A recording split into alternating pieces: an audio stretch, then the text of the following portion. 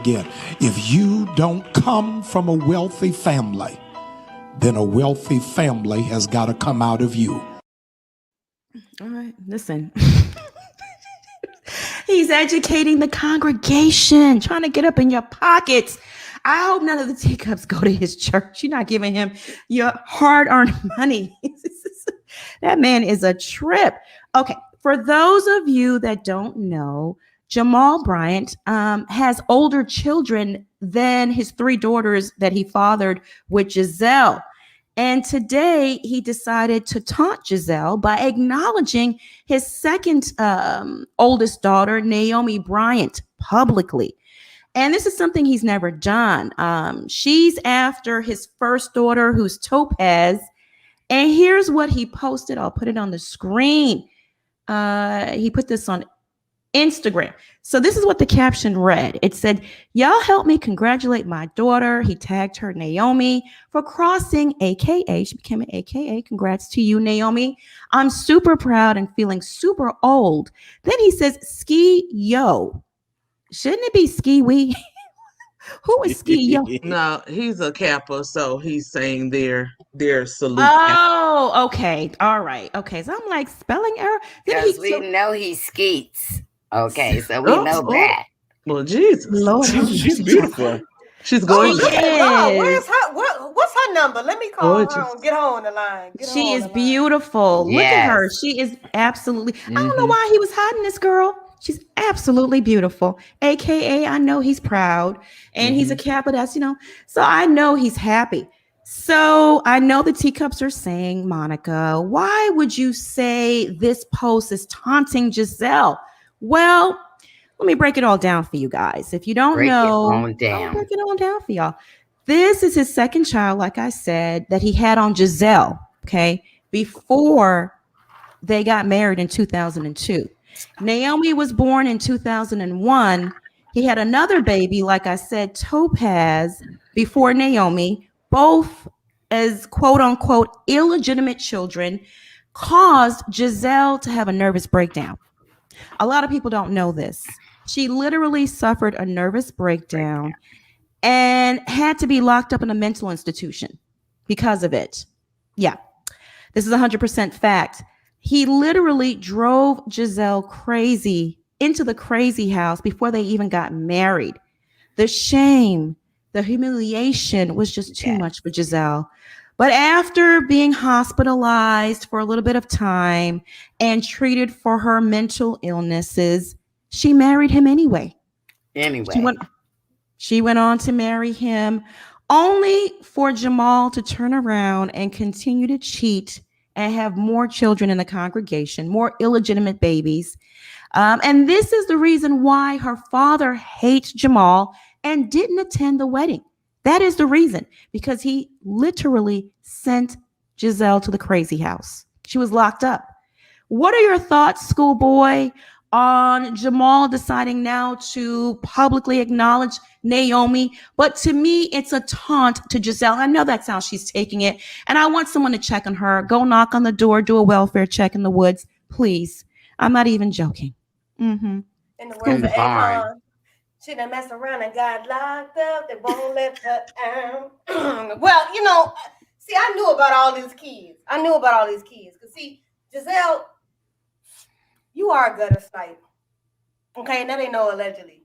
Because, see, you was full out line with that man while he was in transition from the first wife, as they say, in transition. You knew he was married when you started full out line with him. So, karma's a bitch. And you and your glowworm neck, I don't feel sorry for you. Because it's not rumor. You remember when you fought somebody in the church over him? Amen. Because Pastor Holmore was laying holy hands and community penal through the church. Okay, and it ain't no lie. He liked young girls. Okay, because he can preach to them and pour into them that father figure that they're missing in their life. Ladies, be aware. It's ninjas out here and they in the church just like that. Okay, she fought a woman, okay, over him because he liked to spread his seed. And the girl is beautiful. Okay, Gizelle, and no shade. I mean, your daughters are cute, but they weren't as cute as her. So I mean, I get it. No, they're pretty girls. No, they pretty girls. They pretty. They cute. They're pretty. We're not gonna come for the babies now. They're innocent. They're cute. They're cute. Yeah, they are. Cute. But I'm just saying, their mother is a trash bag. Yeah. Well, I agree with that. I agree with that. I agree with that. She's a nice, but Gizelle is not a saint. Okay. Oh no. Gizelle was very rude as a first lady. Matter of fact. So I mean, in the interim, I mean, there was rumors that allegedly he was stealing out of the church too. But that's other side T. But congratulations. She's an AKA. I mean, I don't feel like it's taunting. He's congratulating his child, in which he had. It's an illegitimate child. You knew it. You continue to stay married to the man. So I don't feel sorry for her. I don't. Why should I feel sorry for her? Why should I feel sorry because he's congratulating his daughter from crossing over? Right. And it is a taunt because he's hit her for so long because of the shame and the pain that it's caused. And now he's publicly acknowledging her. But you shouldn't have to hide it, though. If you stay with a man, this is my thing. If you choose to stay with a man, even though he cheats and he has an outside child, why punish the child? Because that's your choice of staying. Absolutely. The child ain't got nothing to do with that. The girl's a beautiful girl. She crossed over. He did what he should do as a parent, which is shout the girl out. If people got a problem on it, then that's on her. But that was her choice. That was her choice to stay. Oh, yeah. And she stayed for the look and because she thought it was going to get her something, which was fame and notoriety. She wanted to be Sarah Jakes. But see, it didn't work out that way. Gizelle and Pastor Holy Whore, they broke up. Another shocker. Who knew? Who saw this one coming? So you got to be together first to break up. Right?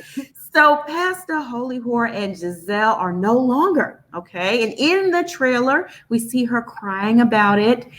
As I told y'all, Jamal was done with Gizelle for making him look like a cheating fraud on TV. He was supposed to come on there and change his whole persona and be this new pastor of this church. And she was supposed to uplift his character and his public profile, but instead she brought down the public profile, and all her lies caught up to her when she told him that Chris Samuel tried to assault her at the reunion and it would come out.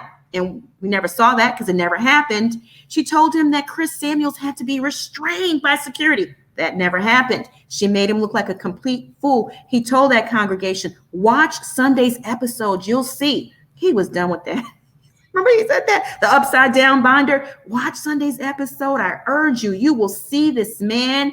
And then he even accused Chris Samuels of having a mental condition. What was that condition? Of rage? CTE. Remember that? All lies. What are your thoughts, schoolboy, on Gizelle in the cabin alone? Once again, this is so sad. It's just so sad. I mean, she over there in her hovel in the ditch where she belongs, down in the ditch in her hovel in that bare tacky ass house with that pink tacky ass furniture and anything else that's clashing together over there. Just, and we know that man didn't want you. So you up here crying about that old shit. That's what you're crying about. You crying about that Baltimore shit, that old shit. You ain't crying about no current shit because he don't even care. That man is down there in his holy draws, literally, on the altar begging. Okay? He ain't even worried about you right now. He probably with some other reality chick, since that's what he liked the fool-la-la with, allegedly. Yeah. He swear he don't want to be on TV, but he always up in some reality TV. Why? I don't understand it. Make it make sense, sir. But Gizelle, please, we don't believe that.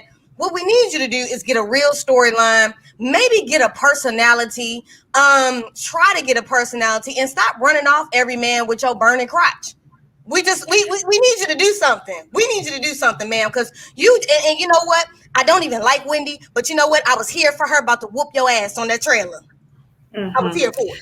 Let me add something to the Gizelle portion, the Gizelle segment of this report. Karen is coming for her.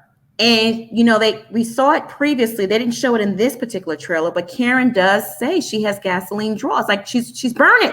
She's burning men AKA there's an STD happening. Someone said, how can you call that herpes, Monica? Herpes burns. Go look it up. It's a cluster of sores and they burn. Go look it up and click on images, okay? And then do some research. Herpes, they burn. And don't when do you that. transfer them to other people, they burn, okay? Unless you got a strong stomach, don't click on images. I'm just trying to educate the folks because they don't know. Well, how do you equate herpes to burning? Yeah, herpes burns. What are your thoughts on Karen blowing up her spot, outing her? She caught her slipping. I mean, she wasn't expecting that. And you could see she was just in retaliation mode. She was seeing, I'm telling you, she was seeing red. I mean, if you was out here burning on the food la la, you was out here burning on the food la la. You know, and I'm gonna tell you right now, the penicillin don't get rid of that. Okay, they ain't got no medication for that. You just get that flare up every month. So that's you got to be careful over there. You got to be careful over there. See, this is why we were telling y'all in the chat, get you some testing done before you start going, you know, taking people down. Like Chris Brown says, get some testing because you know people out here burning people, and she's supposed to be a first lady. She out here burning folks. Even the church is burning now, y'all. Be careful out here in the church. The last lady. Plez, what are your thoughts on Gizelle's segment of the trailer? Pretty explosive stuff, I'm telling you. That wasn't explosive. I threw my phone down. I'm like, I will not sit here and watch these fake manufactured tears. She must have got her some pepper spray or some extra strength eye drops or something to prime her eyes for that scene. If there were real tears, I'm even more I guess sad for her because girl, this man has been playing you like a fiddle since you were in your 20s. Why? Why would you still give him that much power? And I don't want to hear nothing about, oh, they got children together. They were met. He sent you allegedly to a mental institution. He is not going to change. Everybody knew what you all were doing last year was fake. I don't know if you told that man you would take him off of child support if he came on that show, or if you have some other kind of tea against him. I don't know how you forced his hand into the brief appearances that he did on the show through the phone, or the one time that he showed up to give you that Gucci beetle bug, whatever the hell that is. That's so tacky. Or when he couldn't even show up for his own children in this Christmas, whatever kind of photo shoot y'all were doing. Like, forget that you let him step all over you. Now you're letting him play with your girls. And the girls are smart enough to not believe that crap. That's what's crazy. They're smarter than the mama. Like, no one wanted no parts of that crap. Even the daddy was just disgusted and turned off by it. Ugh. Yes, it was so horrible. I'm not gonna lie. Gizelle, throughout the trailer, she was getting into other people's business in their marriages and relationships. So honestly, if the tears were real, which I don't think they were, but if they were, she got her just desserts. He is giving her everything that she deserves because she is miserable, bitter, lonely, always messing around in other people's business, saying that they're not transparent, they're not vulnerable, when she is fake as a $2, excuse me, you got real $2 bills. She is as fake as a $3 bill, right? Like, she never shows anything vulnerable or intimate or real. It's all BS. And none of her relationships, use that loosely, on the show have been successful. So when you start looking at that, who's the common denominator? Yeah. Fire crotch. I mean, it's very obvious. Not to mention, you know, she's burning people. That's why they don't want to stay. Nobody wants to have the drip drip. Bishop, what are your thoughts? My thoughts are and I was loving it because I'm like, ma'am, I think they're real tears because she's embarrassed. It's not she's crying over him. And she knew it was a fake relationship, but she's embarrassed. She didn't know it was going to come out the way Monique brought it out. Monique came with a machine gun. She came with a little shotgun. And she thought she was going to do something with that shotgun. That's why she was sitting there. She's like, me and Jamal, we just get each other. I'm like, girl, please. And Monique was like, is this the phone number? Bleep, bleep, bleep, bleep, bleep. And she's like, Monique came with a cannon. Yeah. And so back out. And so when she got that layup, the way that Karen slammed that in and says, Jamal coming? So so she's embarrassed because now in that scene she was with Karen and Karen was calling her out. And this is why she put on them tears, because she's embarrassed in front of the whole national TV. And I'm sad. Here. Very, very sad. It's just very, very sad. Yeah, fire crotch. Very sad. Very embarrassing how she, like Ples said, sacrifices her children's happiness to come to the TV just for a paycheck. There has to be a better way. There has to be a better way. Asata, thank you so much for the super chat. Gizelle needs to stop crying like Keith Sweat. Next thing you know, she gonna be begging for Pastor STD back. Bye. Go call Martell. He'll take her. He'll take her.